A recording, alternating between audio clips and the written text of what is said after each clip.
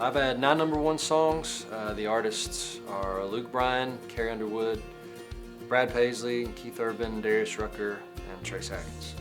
Right now I've got Crash My Party by Luke Bryan that was #1 a couple weeks ago. Got another song called Run Out of Moonlight that's moved up to #2. Hopefully it'll keep on rocking.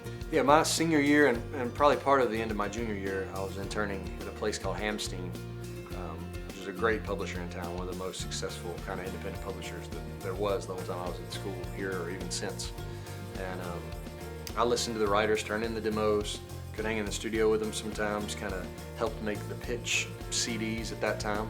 Before we were MP3 and everything, helped make the CDs for their pitch meetings, and I would listen to what's getting pitched, what's getting cut, how the demos sound. So that was a really good bar setter for me at the level that I needed to be as a songwriter if I was going to compete, with those guys. So after interning there for a few months, it kind of became a job, kind of an hourly pay thing, which turned into a full-time job upon graduating, which I thought was great. And then 9 months after that, 6 or 9 months or something after that's when I got a writing deal.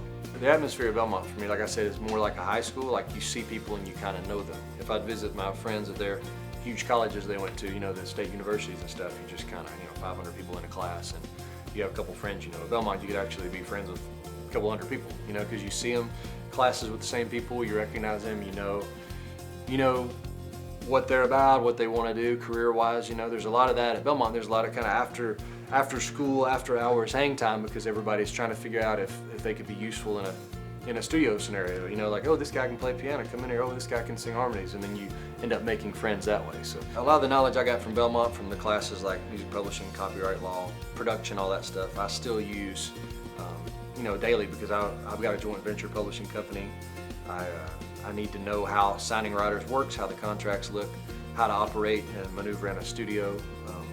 There's a lot of hats I wear. It's not just kind of writing songs down on paper or anything like that. There's a lot more that goes into it that I use that knowledge for. At Belmont, there are professors that actually, their full-time job is in the business. So if those guys are teaching you, that's a lot more effective, and you can learn more from them.